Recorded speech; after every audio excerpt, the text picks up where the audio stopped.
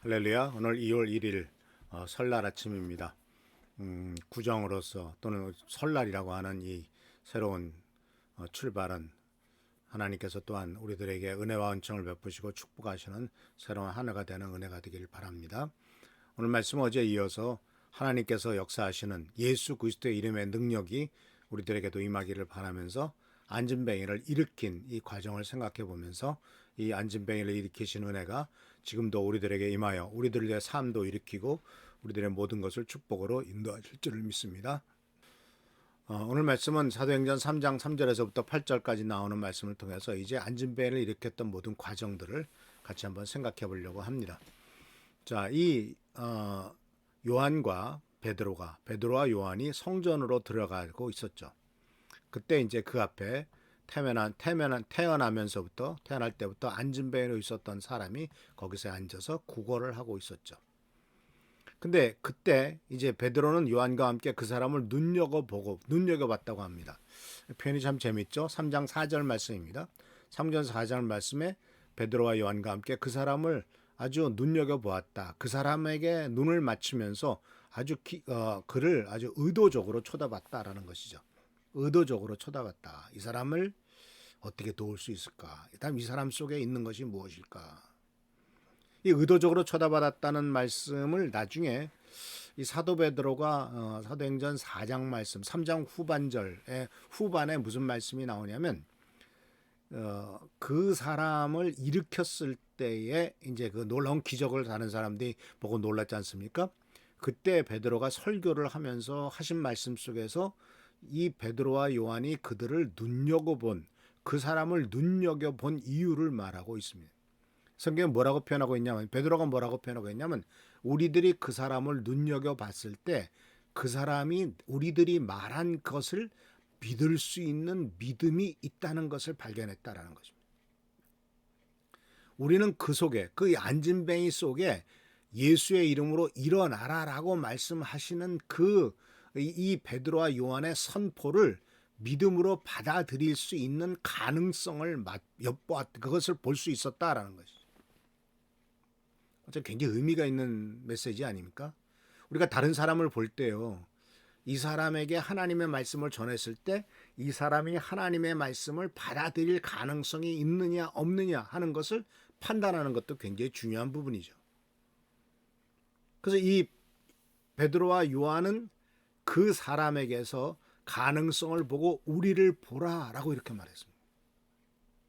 근데 사실 이 베드로와 요한에 대해서 이제 사도행전 4장 13절에 보면은 그 당시의 관원들, 그 당시의 권력자들이 어떻게 표현하고 있냐면 공의회의원들은 말하자면 국회의원쯤 되는 사람들이죠. 이 공의회의원들은 베드로와 요한이 교육을 받지 못한 평범한 사람인 줄 알고 있었는데 이 평범한 사람이라고 표현되는 것은 이제 아주 좋게 표현한 것이고 무식한 사람이라고 교육받지 못한 무식한 사람이라고 알고 있었는데 이렇게 담대하게 말하는 것을 보고 놀랐다라는 표현이 사도행전 4장 13절에 나옵니다. 그는 정말 별로 배운 사람이 아니었죠. 그렇습니다. 왜냐하면 베드로와 요한은 직업이 뭐였죠? 어부였습니다.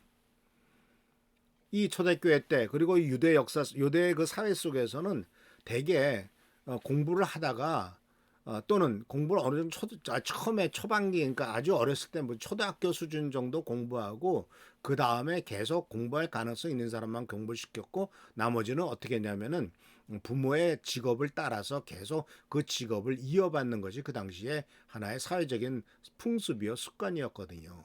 그러니까 아시다시피 베드로와 요한은 모두가 다 어부였습니다. 이 요한은 아시다시피 세베대의 아들들이었죠. 세베대의 아버지가 배를 가진 부자였으니까 그 아버지의 일을 다 맡아서 하는 사람이었죠. 그러다가 예수님을 따라가지 않습니까?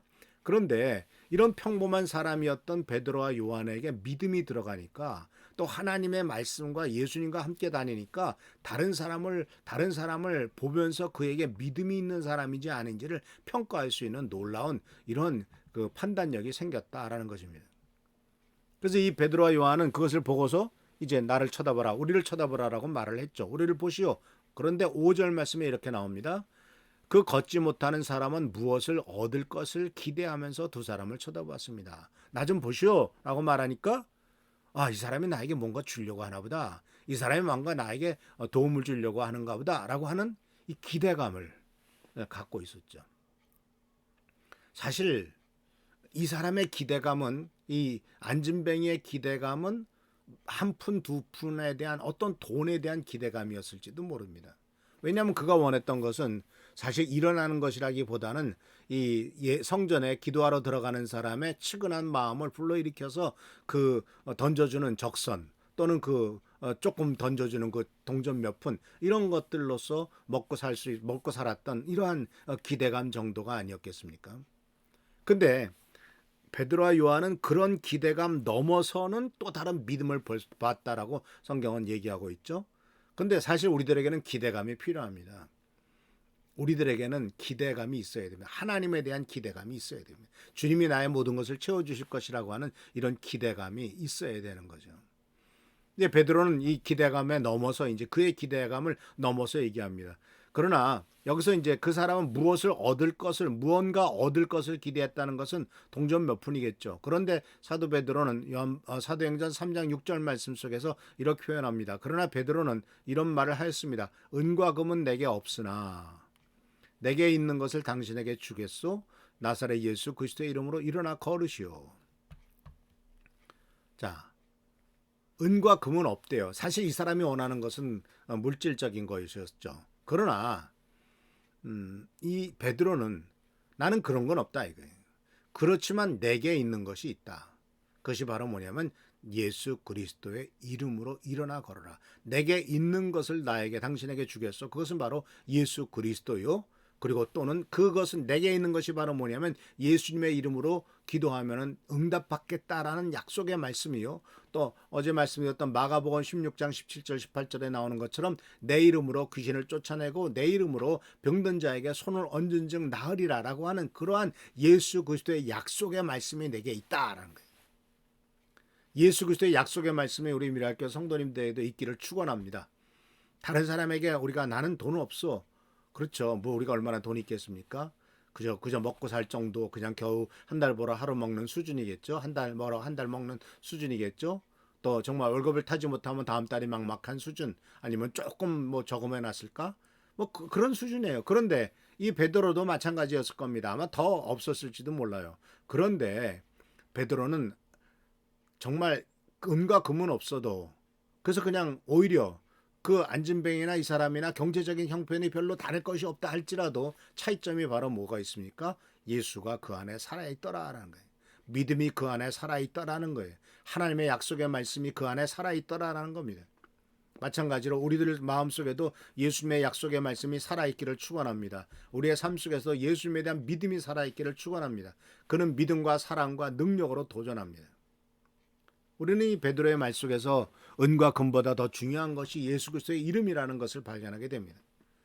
내가 가지고 있는 것이 나의 삶의 어떤 방패가 되는 것이 아니고, 나의 삶의 근본과 나의 삶의 어떤 기반이 되는 것이 아니고, 오직 예수 그리스도의 이름만이 나의 삶의 기반이 된다는 것을 분명히 알고 선포하시기를 축원합니다. 베드로처럼. 그래서 그의 손과 발을 손을 잡아 일으켰죠. 그랬더니 발에 힘을 얻어서 이제 그가 일어난 것을 볼 수가 있습니다. 그래서 주님께서는 우리의 인생도 일으키시죠. 주님께서는 지금도 내 손을 잡아 일으키시려고 할 겁니다. 안진뱅이 같다 할지라도 우리를 붙잡아 일으켜서 하나님의 일을 하게 될 것입니다. 그런데 사도행전 3장 8절 말씀 속에서는 그가 일어났을 때 어떤 역사가 일어난 것을 발견하게 됩니다. 그 걷지 못하던 사람이 벌떡 일어나 걷기 시작하였습니다. 그는 두 사람과 함께 성전으로 들어가 걷기도 하고 껑충껑충 뛰기도 하면서 하나님을 찬양하였습니다. 자, 여기서 어떤 표현이 나옵니까? 성전으로 들어갔다. 걷기 시작했고 뛰기도 시작했고 하나님과 그들과 함께 성전으로 들어가기로 됐다.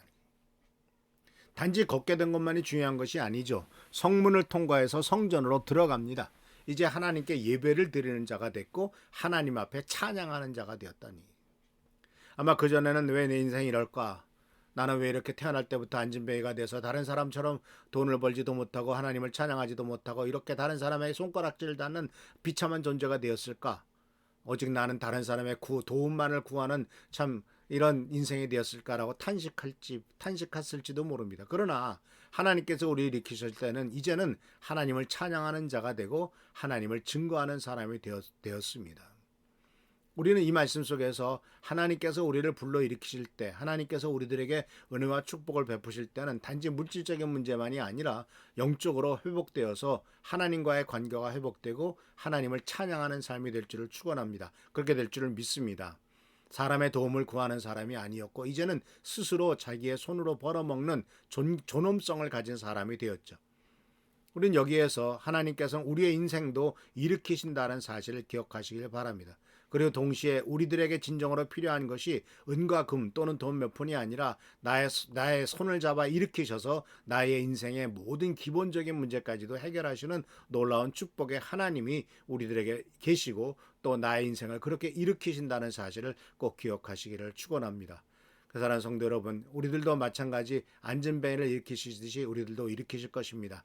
이 일으키심을 통해서 우리의 삶이 완전히 변화돼서 이제 남의 도움을 간구하는 삶에서 하나님께 찬양하는 삶, 하나님께 영광을 돌리는 삶이 되기를 축원합니다. 기도하겠습니다. 오늘도 우리들과 함께 하신 은혜를 감사드립니다. 주님을 찬양하는 삶이 된 것을 감사드립니다. 주께 영광 돌리는 삶이 된 것을 감사드립니다. 주님 앞에 나갈 수 있는 은혜가 베푸신 것을 감사드립니다. 우리의 모든 삶이 온전히 은과 금에서 벗어나 축복된 자리에 나가도록 하시고 주께 영광과 존귀를 돌리는 삶이 되도록 역사하여 주옵소서. 지키시고 보살피시고 보호하시기를 바라옵고 예수 그리스도의 이름으로 축복하며 간절히 기도하옵나이다. 아멘. 오늘도 평안한 하루가 되시고 푹 쉬시는 하루가 되시길 바랍니다. 또 나라 민족을 위해서 기도해 주시고 또 교회를 위해서 우리 교회 성도님들을 위해서 우리 최승규 장로님 하나님 조선님을 위해서 기도하시고 성도들의 많은 문제점들이 해결되도록 하나님의 축복과 은혜가 임하도록 기도하는 우리 모든 성도님들 되시길 축원합니다. 할렐루야 축복합니다.